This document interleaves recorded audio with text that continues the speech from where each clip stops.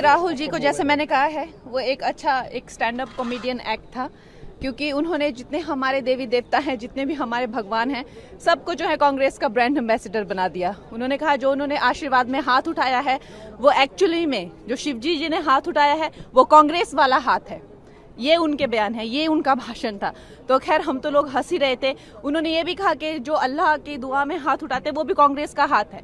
तो आज जो भी हाथ उठाते हैं भगवान, उन्होंने सबको जो है कांग्रेस का प्रचारक बना दिया और उन्होंने कई आपत्तियां जताई। सबसे बड़ा उनका जो गिला शिकवा था प्रधानमंत्री जी से कि जब वो आते हैं, जब राजा साहब आते हैं, राजा बेटा जैसे मैं उनको बुलाती हूँ, तो वो प्रधानमंत्री जी जो है वो खड़े होकर उनको नमस्ते नहीं करते। तो ये उनका गिला शिकवा था। तो आप समझ सकते हैं किस तरह का वो स्टैंड अप कॉमेडी एक्ट था।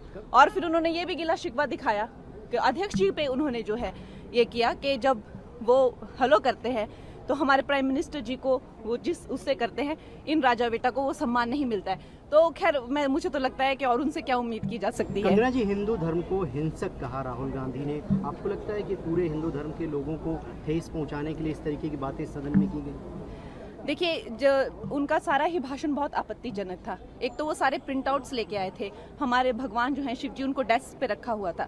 हम सब जानते हैं कि भगवान की जो मूर्तियां होती हैं और जो उनके चित्र होते हैं, उनके सामने पूजा एक मंदिर या किसी तरह के ऐसे पवित्र स्थान पर उनको प्रतिष्ठित किया जाता है और बेंच पे रख के और उनको उछाल कर जो वो है भगवान, हमारे भगवानों का अपमान कर रहे थे।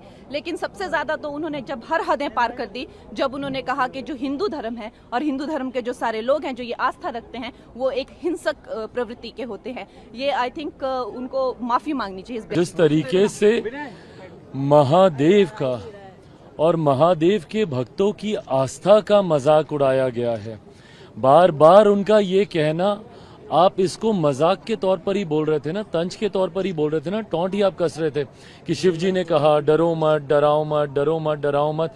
बार बार ये कहना कि शिव जी ने कहा, शिव जी ने कहा, बार बार उस तस्वीर को, भाई ये कोई पॉलिटिकल मंच नहीं है, ये सदन है। सदन की एक अपनी गरिमा होती है और बहुत से लोग हैं जो कि शिव भक्त हैं, मैं खुद उनमें से एक हूं।